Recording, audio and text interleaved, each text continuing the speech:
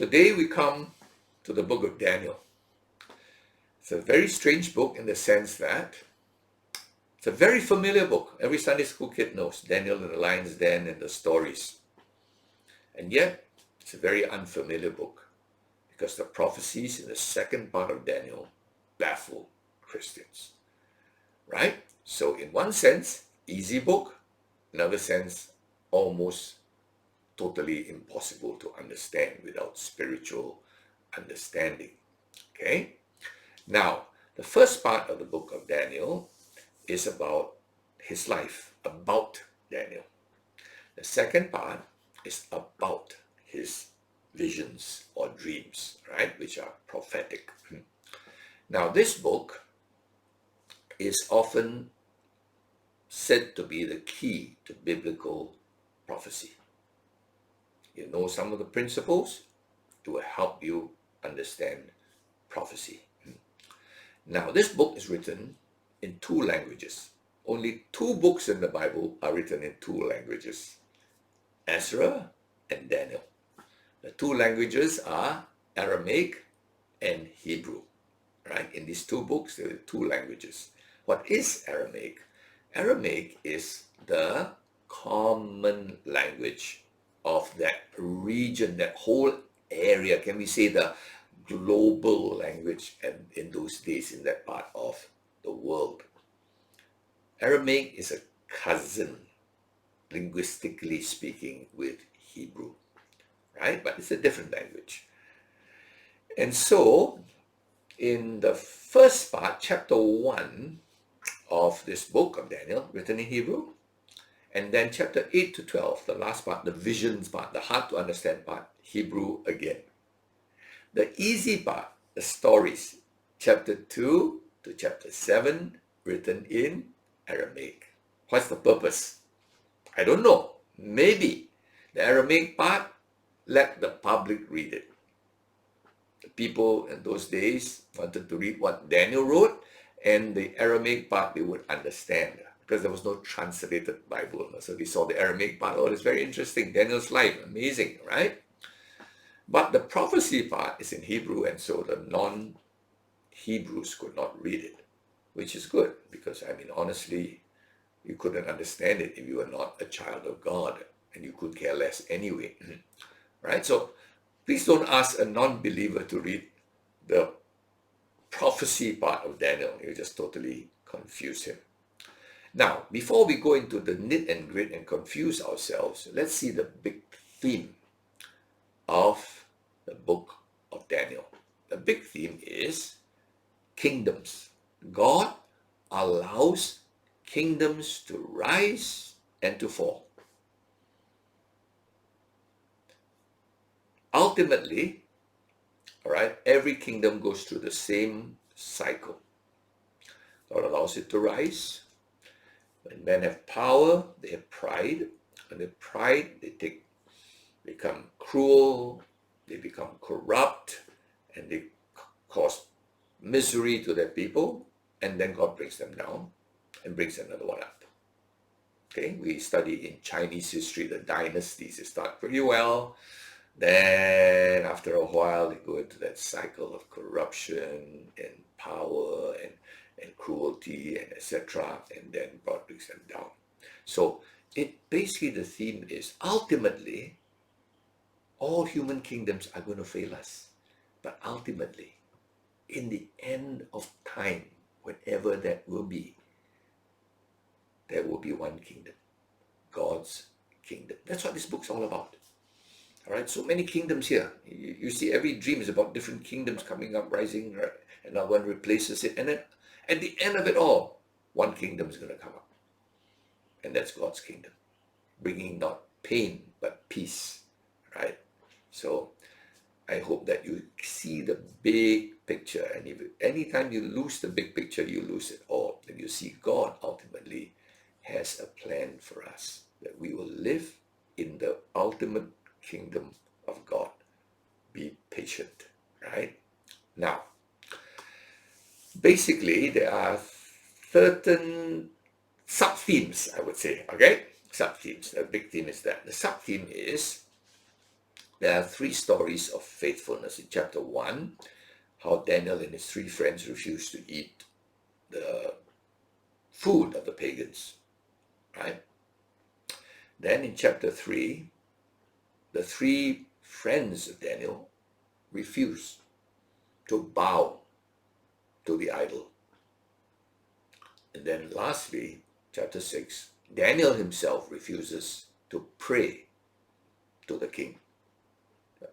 So you see three stories of faithfulness of God's people, and then the three stories end up in them suffering, but ultimately being blessed for their faithfulness. All right, so that's a sub-theme.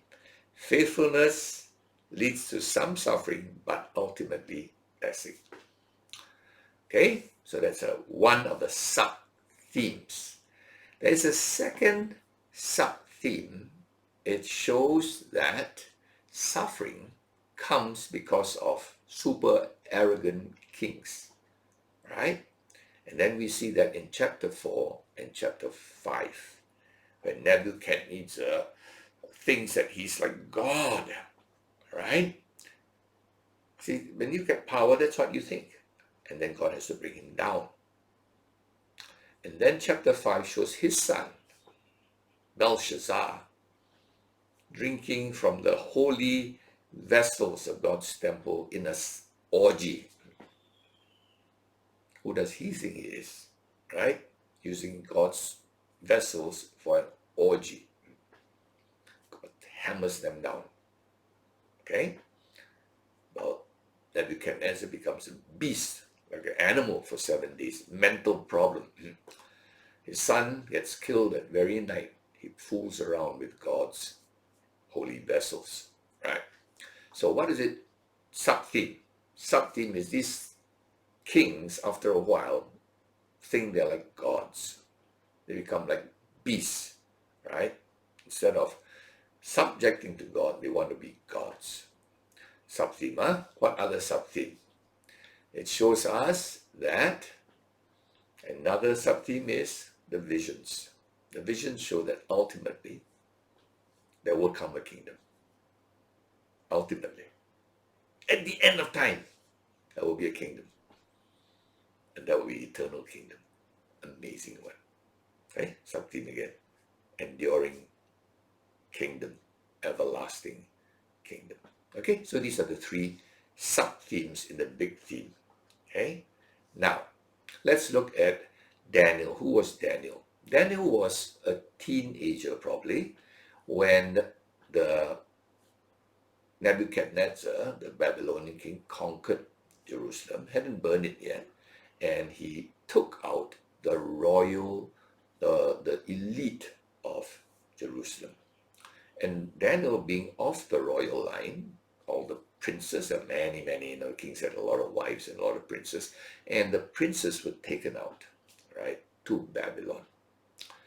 And Daniel, all right, was in Babylon, and God blessed him, and he served under 4 kings. That's amazing. 2 Babylonian kings, Nebuchadnezzar and Belshazzar, and 2 Medo-Persian kings, or we just say Persian, all right? Medo-Persian kings, right? Darius and Cyrus. So he served under 4 kings, 2 different, shall we say, empires. Okay? Quite unusual, very, very rare. And he was not serving, he was a super civil servant. He was like PM level, Prime Minister level. Okay? So that was Daniel. Now let's look at chapter 1. In chapter 1, it tells us that the Babylonian king brought out these hostages, this royal line, and one of the purposes of the Babylonian king was to train an elite civil service because he had to rule an empire. So he wanted the best brains, very much like Singapore. We have scholarships to get all the best and brightest to Singapore because we don't capture them or kidnap them.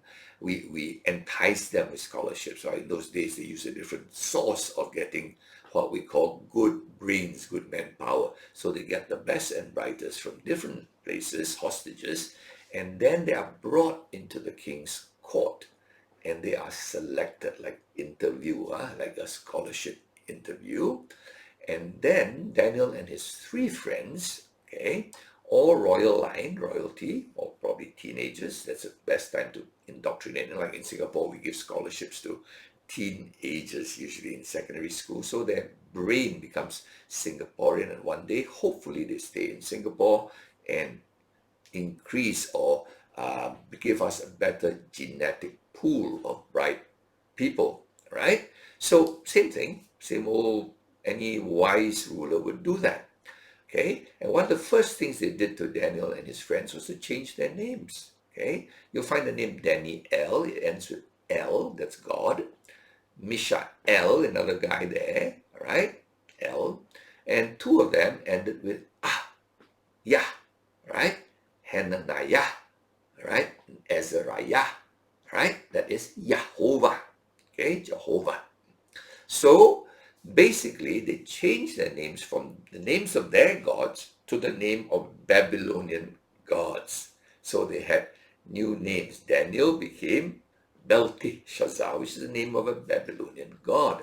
And all the others, also Shadrach, Meshach, and Abednego, are all names of Babylonian gods. So the idea was to give them a new identity. Their loyalty now is to Babylon. Now, they never protested that.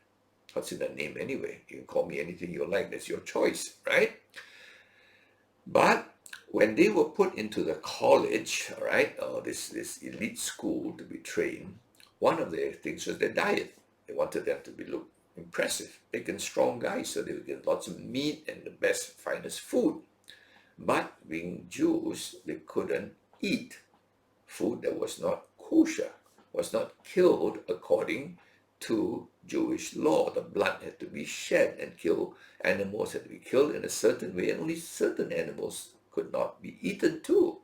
But when they were offered the food, they said, no, we cannot eat this food. See, the names they didn't bother, but the food, they said, no, we can't eat this food. So they negotiated with the chief, the one in charge of their training, all right, maybe we call him the dorm supervisor, and they said, can we eat our own food? We can't eat the meat because it's not killed according to our laws. And can we just eat veg? At least that's safe, right? So they wanted to eat beans. And so the dorm supervisor is a bit nervous. He said, now, if I allow you to do that, you look skinny and scrawny. Now, how are you going to stand before the king? I'm in deep trouble. All right? Not only must you be trained mentally, culturally, but look good, right? But they negotiated and said, give us 10 days. Well, that's a very short time. I mean, that's almost like a miracle. And 10 days, you decide whether we look better than the other guys. I mean, how do you change your looks in 10 days? Ask any guy that goes to the gym and that's not possible, right? But after 10 days, the guy comes back and says, my goodness, you guys look better, all right? Basically, they wanted them to be fleshy, right? All cultures, we are the new culture that wants to be skinny. All cultures love to be pudgy, right? Show that you're prosperous, okay? So it worked out, okay? And you know what? At the end of it, it's like the end of their, course. They went for interview with the king, and they were found to be 10 times better than all the rest. Imagine that you ace your exam, all right, your civil service examination, and you go into the elite administrative service. What is this lesson there? They were willing to make a stand for God, thinking that it will maybe cost them. They kicked out of the school, but on the other hand, they became the top students. So be faithful in little things. They purpose in their heart. It says, Daniel purpose in his heart that I will do right. When you have a choice, do right and be faithful to stand in little things. One day, God, he can stand before the lions, all right? Now, second chapter is a different thing altogether. Now they're all in the civil service, elite civil service. And one day, Nebuchadnezzar has a crazy night. He cannot sleep. he had a horrible dream. He wakes up and forgot his dream. That's quite common, right? And so he's very troubled that he needs to know this dream because it's definitely something that troubled him. And in his mind, something very important. So what he does is he calls all his wise men. You see, the civil service are always the best and brightest, all right? And he calls them and said, hey, I want you guys to tell me my dream and the interpretation. And all the wise guys freak out and say, what are you talking about? It's impossible. No king has ever asked this. You tell us your dream and then we can interpret your dream. And Nebuchadnezzar, he's like Hitler, he's a monster. He says, no, you're just buying time because I can't remember it. And if you ask me to tell you the dream, I can't tell you, so you're safe. No, you don't tell me my dream and I'll kill all of you. All of you, the whole civil service wiped out. Wow, okay. So when the executioner had to give the news, including to Daniel and his guys, Daniel said, what's happening? And he was told that the king's gone mad. The king's going to kill all of you because if you can't tell his dream, all the wise men, the entire civil service, the elite would be killed because you're all useless. No good to me. And Daniel said, wait, hold it. Let me pray. So he calls his three buddies and they have a prayer meeting and they pray. And you know what? God shows him the dream and the interpretation. So he says, let me go and see the king. And he stands before the king and he says, the God of heaven has told me this. This is your dream. And what was the dream? It was about a massive statue, right? And of course, Nebuchadnezzar said, exactly, that's my dream. What does it mean? And it meant the statue was a head of gold, the breast, chest, arms, silver, the belly and the thighs, brass, the legs, the lower legs, iron, reaches down to the toes. It's no more iron, it's iron and clay mixed up. What in the world is this statue? Right? Massive statue. And Daniel says, this are the kingdoms that will come. Right? The head of gold is you. See, Babylon was a glorious empire. Very gorgeous, the hanging gardens of Babylon. Babylon was like, whoa, it's by the beautiful rivers and everything was perfect. Glorious, that's the word. Gold is glorious, impressive. The second would be chest, 2 arms, right? That would be the Medo-Persian Empire, M-E-D-O, okay? Now we forget who are the Medes. The Medes, they were M-E-D-E-S, right? The second empire is the Medo-Persian Empire. It's good, but it's not as glorious as yours, silver. The third empire, no great glorious place, but very powerful. Greek, Alexander the Great. He never built any great cities or like Babylon or anything like that, but he conquered a lot, right? And then the last one of iron, the Romans. Okay? So this is basically told, I'm interpreting it for you, all right? Because later we will see the interpretation, not in chapter 2, right? It just told that you are the gold, followed will be the silver, blah, blah, blah. And finally, the last one would be many little toes and fragmented. That's the Roman Empire at the end. And Nebuchadnezzar is so impressed, all right? He says, wow. And he elevates Daniel to be the prime minister, basically, effectively, all right? And, of course, Daniel then asks his friends to help him to rule, okay, in the province of Babylon. And Nebuchadnezzar, your God, he must be the God of gods, okay? Now, what's actually Daniel saying? He says, your kingdom will be smashed down one day. That's basically what he's saying. And the meats think they're big, the Greeks will smash. Basically, the theme is the same. Kingdoms come, kingdoms will go. Don't be too arrogant. Don't be too impressed. If you're the king, don't be arrogant. If you're a subject, don't be too impressed. All right? Or depressed. Depends on which way you look at it. Okay? So, that was how he was elevated from elite service to PM level, right? Prime Minister level. Lesson chapter 3. Now the king gets so egoistic, or instead of thinking it that, my goodness, one day the Medo-Persians will wipe us out. He's the head of gold. He only focuses on the gold part. And then he gets so excited, he builds a golden statue, all right, 90 feet tall, right? Puts it on the plain so that it stands out really high. And then he makes a decree that whenever the national anthem is played, or whatever anthem, I mean some song is played, everybody's got to bow to this golden idol, which is basically him, right? Now, of course, Daniel's 3 friends, who are top civil servants now, refuse to bow. And there is a decree that if anybody doesn't bow, he will be burned in a furnace of fire. So the 3 refuse to bow, and then what happens is they are thrown into the furnace of fire. Now the king says he's so angry that some people don't bow towards him. You see, this is the arrogance of people when they have power. I don't even know what's so good about people bowing to you, but it's something weird that happens to people when they have power. They want everybody to serve them. And so he throws this, he takes, make the fire 7 times hotter.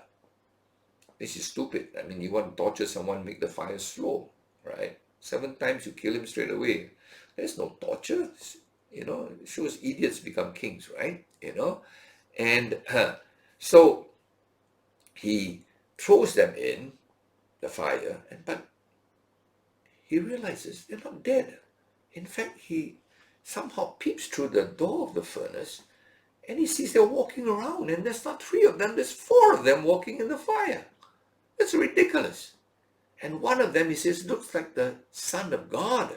So it must be some angelic being. Some says maybe the pre-incarnate Christ.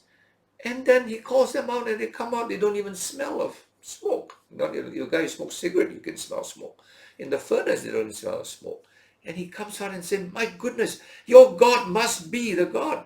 Idiot. You already said Daniel's God is the God of gods. You idiot. Don't you know that these guys worship the same God? All right? What's wrong with you? Are you thick in your head? He was, obviously. All right? When you're proud, you get thick. You get stupid. All right? And so he acknowledges that, oh my goodness, these guys, gods, are the real gods. At least for a while he acknowledges that. Okay? Then in chapter 4, Nebuchadnezzar has a dream one night. This time he remembers the dream, okay? The dream is about a huge tree that reaches up to the heavens, and under that tree are all the birds and the animals take their shade and get their food from this massive, massive tree, right? And then suddenly there is a voice that smashes down the tree, okay? And what is this? Okay? And the tree is smashed down and left a stump. And the stump. And then the voice says, you will be a beast for 7 years.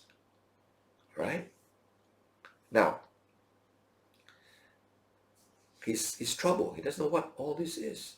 So he calls all his wise men again, and they cannot come up with an interpretation.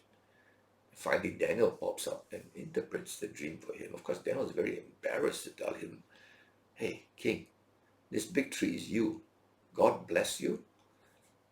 all the kingdoms, the empires are under you, and you have the rule over them. They need you, they're under you. But one day, God is going to make you nothing, just a stump. What do you mean by that? You will be a beast for 7 years. You will be like an animal, behave like an animal for 7 years. But strangely enough, your kingdom will not be gone. It'll still be there. And after 7 years, when you get back your mind, the kingdom will still be there. The stump is still there, and the tree can still grow. Oh, okay. And so, of course, you think the king will be mad. You said, I'm going to be an animal? But the king is so impressed that he actually praises Daniel, right? And says, wow, you're amazing, all right, that you can interpret this dream. Now, what is God doing to this arrogant, terrible man? God's giving him another chance, for goodness sake. All right, first time he realizes Daniel's God's the real God. Then the three men's God's the real God. And now he is not God. He's just a mere man who can be reduced to a beast like that. And one stroke from God, the God that he acknowledged earlier. You know what?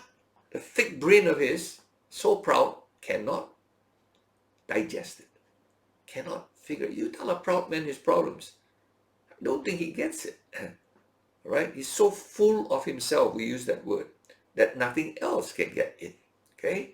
So what happens is, after a while, one day, he goes up to the palace.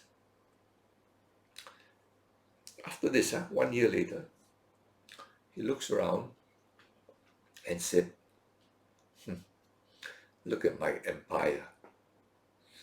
I built it. I built this whole thing by my power, for my honor, and for my glory. Wow, okay? And then that very moment, he goes crazy. You know how mental you can get, mentally deranged through one event, and he behaves like an animal. It's so embarrassing. So they had the courtiers or whatever, his sons had to put him aside, and he lived with the animals. All right, let me give you a little background story, and this is probably true. Nebuchadnezzar, this is historical, married a beautiful girl from Tehran, Persia. Tehran, if you know today, is surrounded by mountains. Beautiful place. All right. Babylon's flat. And so this beautiful queen he married missed her hometown so much, the mountains. And so the king wanted to impress his bride, and he said, I'll make you a mountain. So he filled the plains of Babylon and literally made a beautiful mountain-like structure. It became one of the 7 wonders of the world, called the Hanging Gardens of Babylon. In the old days, there were 7 wonders of the world. This is one of them. People came to look, it's like, whoa, this is amazing. A man-made mountain with beautiful trees and everything planted. And she also missed the animals that used to roam in the mountains in her own old home of Tehran. And so he made a zoo up there full of animals for her, so that she could look at from the palace, look at this beautiful thing and remind herself of her home.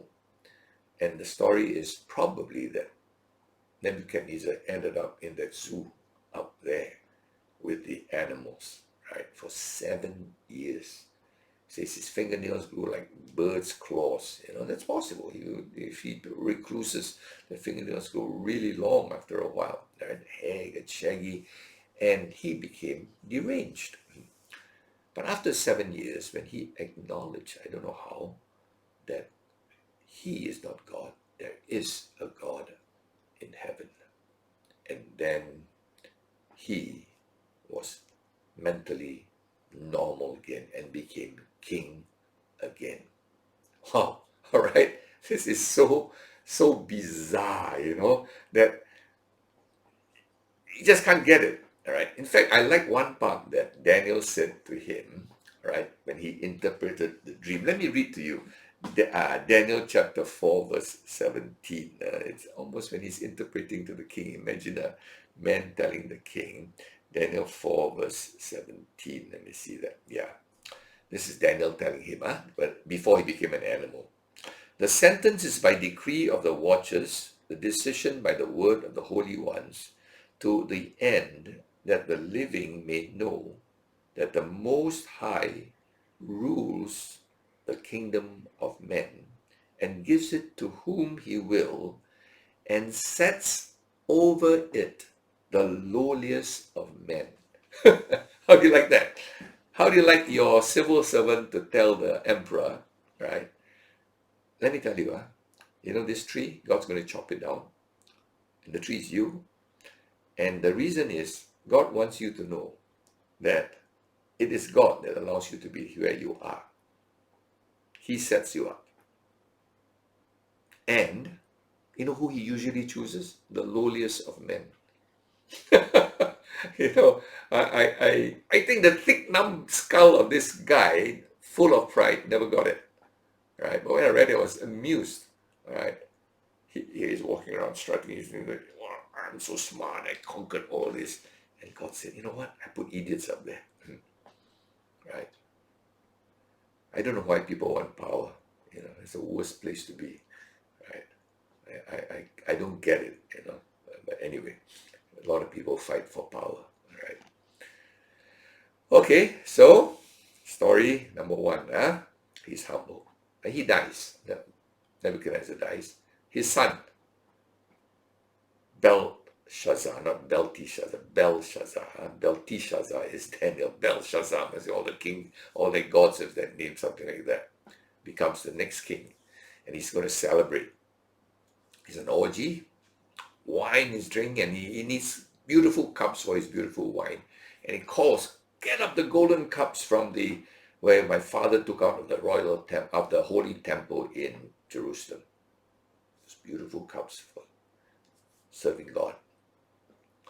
And they drink, have the orgy out of the cups. And that very night, a finger, dismembered, just a finger. Imagine just one finger running around, writing on the wall the words. The writing is on the wall, right? Mene, mene, tekel, upharsin. What does that mean? He can read it, but he can't understand it, right? And he freaks out. He's trembling. And all the people, can you imagine a dismembered finger right before your eyes? One little finger, maybe index finger, writing on the wall. My goodness, anybody's hair would stand on ends. I would tremble too. And he calls for all the wise men. And finally they call for Daniel. Daniel says, you know what that means? You have been measured, assessed by God, and weighed in the balance and found unworthy to be king. And so your kingdom will be taken away. I'm paraphrasing. And you know what? That very night, I'm sure after that they stopped drinking, because even if they were, high, they will be low after that, seeing that dismembered finger. And that very night, Darius, the Medo-Persian conqueror, came into the fortress of Babylon, almost unconquerable, took over that very night, killed Belshazzar, and that was the end of the Babylonian Empire. Wow, just like that. Okay? Really, God puts you and God takes you down. Okay? And that was chapter 5. Okay? Now, Darius likes Daniel. So Darius made Daniel the chief of his ministers, prime minister. Okay? And of course, the others are very jealous. I mean, he used to serve the Babylonians. Now the Persians come in and they still choose this guy. Doesn't make sense. He's an old man at this time, probably in his 80s. And of course, the younger guys don't like that. This guy is we will never get our promotion, right? There's no retirement age. You know what? Civil service always a retirement age, so the young Turks get their chance, right? So they have to fix this guy so they can get promoted. So they plan to tell the new king, right, that, let's test the loyalty of all our people.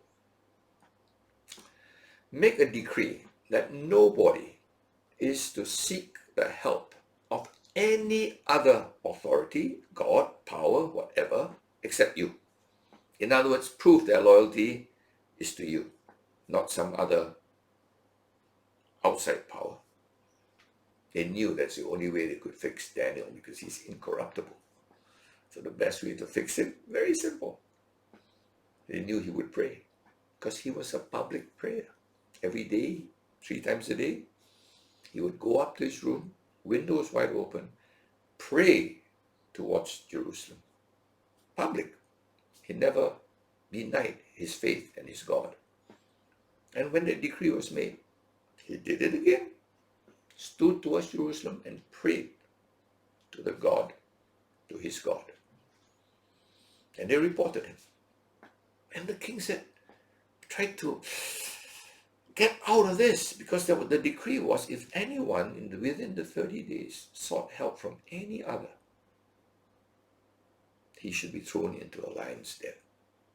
Obviously, the Medo-Persian way of killing was different from the normal furnace den of hungry lions. And so he wants to pull out, make an excuse for Daniel, because he liked Daniel, he trusted Daniel, but he can't. He made the decree. And so they throw him into the lion's den. And the king that night was so troubled, couldn't sleep. Wakes up early in the morning, rushes to the lion's den, and somehow he senses the God of Daniel was saying, Daniel, are you there? And Daniel said, yeah, I'm here. I'm fine. Wow.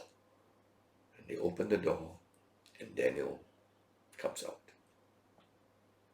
Totally protected. Some people say the lions were well fed, that's why they didn't eat him. I like the story, you see. The chapter 6 doesn't let the story end there. The king now was so angry with those who plotted to fix Daniel that he got all of them arrested, including their families, and threw them into the lion's den. And the story says the lions had a good meal that day with those guys. So obviously they were hungry, right? But God protected Daniel. Okay, now, many people, Sunday school stories show Daniel was strapping men standing in the lion's den. That's a misrepresentation. Daniel was like 80 years old at this time. He had served Nebuchadnezzar, Belshazzar, he's not a young guy, right? You count the years, he's not young. Anyway, that is the story of the easy part of the book of Daniel. All right, we'll take a break here because the prophecy part is going to be a lot different. The mood is going to be very different. But what have we learned thus far? All right, the theme. God tells Nebuchadnezzar, kings, empires will come and go. Don't be egoistical. Be humble. But he can't. He can't. All right? Belshazzar can't. All right? They feel proud. And basically, don't worry. Relax. We live under terrible kingdoms now. But there is, in 70 years, you live under a bad king. It's okay. Relax. One day, the God who can pull down Nebuchadnezzar, Belshazzar, one day that God will come, set up an eternal kingdom. You live forever there, right? Okay, so that is basically the theme of the book of Daniel. Not so much, how many years. Later we see prophecy, people will argue about how many days and all that. I don't think, all right, because if good men keep differing, then maybe it's wise that we learn the principles of the book of the Bible, the big picture, right? Let's take a break now before we go on to the prophetic